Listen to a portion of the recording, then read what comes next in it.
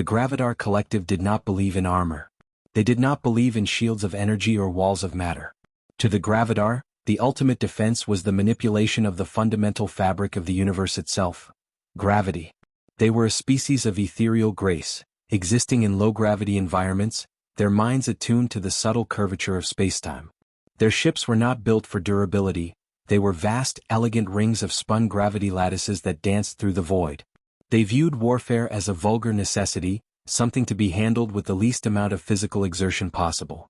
Their defense was absolute: the gravimetric web. Any incoming threat, be it a coherent laser beam, a ball of superheated plasma, or a guided missile, had to pass through a localized region of intensely warped space around a Gravidar ship. The web would grab the incoming energy and simply bend its path into a harmless loop, trapping the attack in a gravitational eddy until it dissipated. For centuries, the Gravidar had dominated their sector. They watched as primitive species fired colossal volleys of energy at them, only to see their bravest attacks caught like flies in a spider's web, spinning uselessly around their intended targets. The Gravidar High Archons would watch these displays from their panoramic bridges, sipping nectar, amused by the futile light shows of lesser beings. When the Terran Confederation fleet arrived at the contested Helios gate, High Archon Xyler did not feel fear. He saw the human ships, ugly, brutal things constructed of thick, scarred titanium plates, bristling with antenna arrays and massive, ungainly cannon barrels running the length of their hulls. They looked like industrial machinery designed for digging dirt, not navigating the stars. "They bring brute matter to a contest of forces," Xyler observed, his voice a resonant hum transmitted telepathically to his crew. "They fire angry balls of heat and light. Activate the webs. Let us catch their crude toys and send them home." The human fleet opened fire. It was an impressive barrage of modern naval warfare.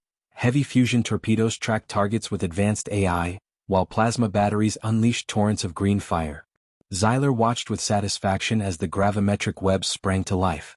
The space around his fleet shimmered in violet distortion.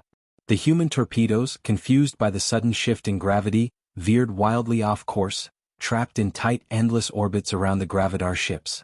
The plasma bolts were bent into beautiful, harmless arcs, dissipated into the void without ever touching a hull. It was a flawless victory of physics manipulation over brute energy. The human fleet was expending gigatons of power and achieving absolutely nothing. On the bridge of the human flagship, the rail dreadnought UNS Apex Predator, Admiral Elena Ironhide Rostova watched the tactical display with a look of utter boredom. She sat in a command chair that was bolted to the deck with industrial rivets, chewing on a piece of synthetic jerky. The bridge smelled of machine oil, ozone, and stale coffee, the smell of human industry. "Energy weapon effectiveness is 0, Admiral," her tactical officer reported, frustration creeping into his voice. "They're bending everything we throw at them. It's like trying to shoot through a funhouse mirror. The gravity fields are catching the plasma before it gets within 10 clicks." Rostova swallowed the jerky and leaned forward. "Of course they are. Plasma is light. It has no mass. It's easy to push around. They're playing catch with feathers."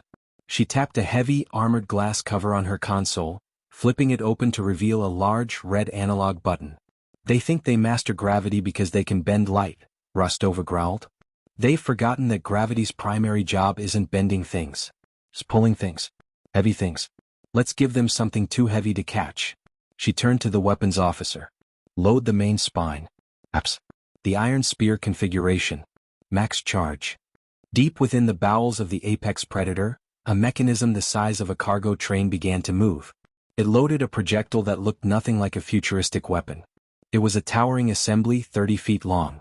The center of the projectile was the penetrator, a solid rod of depleted uranium, sharpened to a monomolecular needle point. It was incredibly dense, heavy, and terrifyingly simple. Surrounding this rod was a lightweight aluminum sabot, a carrier designed to fill the barrel and allow the magnetic rails to grip the projectile.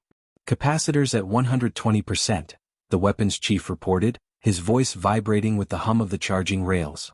"Magnetic containment field is green. The spear is ready." "Send it," Rostova commanded. The Apex Predator fired. This was not the silent release of a missile or the whine of a laser. This was a seismic event.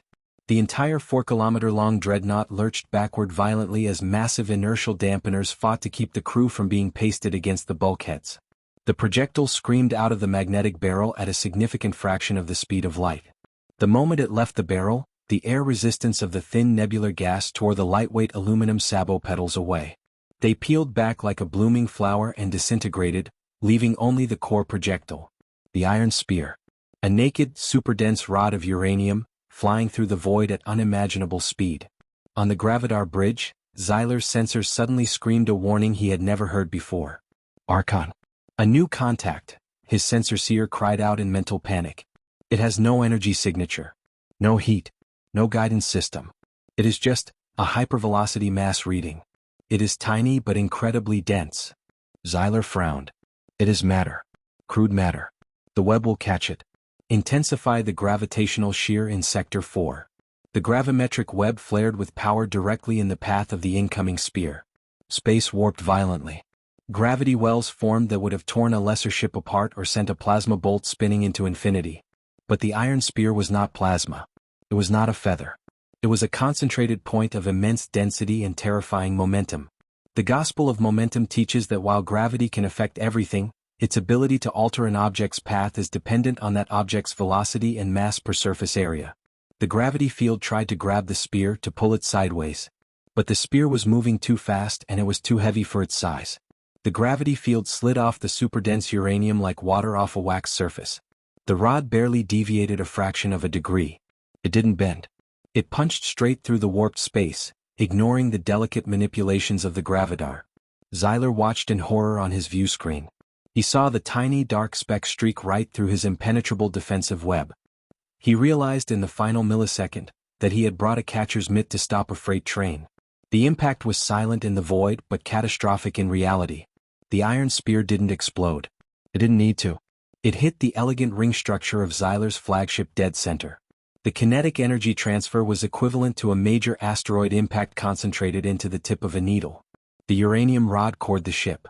It punched through the outer hull, through the gravity drive generators, through the crew habitats, and out the other side, exiting into space in a spray of molten wreckage and frozen atmosphere. The Gravidar flagship didn't immediately destroy itself. It simply died. The delicate gravity lattices that held the ship together were severed by the violent passage of the spear. The massive ring structure groaned, buckled, and then slowly, tragically, broke apart into massive drifting segments of debris. High Archon Xyler perished instantly as the spear passed through his bridge, his mastery of gravity unable to stop the simplest thing in the universe. A heavy rock moving very, very fast. Rostova watched the alien flagship disintegrate on her tactical plot. She didn't cheer. She just took another bite of her jerky. Gravity isn't a magic wand you wave around, she muttered to the drifting wreckage. It's a law. And the first rule of that law is that mass has the right of way.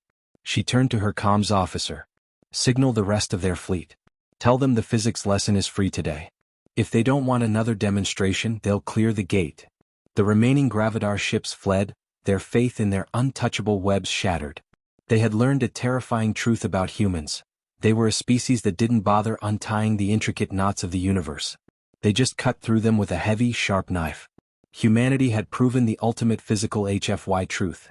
You can bend light, you can warp space, and you can play games with the fundamental forces. But if you are standing in the way of a hyperdense kinetic penetrator, none of your tricks matter. We are the ones who ignore the curve. We are the ones who throw the spear. And we know that in the end, momentum always flies straight and true. This has been Apex Sci-Fi. Sometimes the simplest tool is the deadliest. If you enjoyed this kinetic victory over gravity magic, hit that like button. Comment below. What's your favorite example of brute force beating magic in sci-fi? Subscribe for the next conquest of Saga X, the low-tech siege. The web is broken. The spear has struck.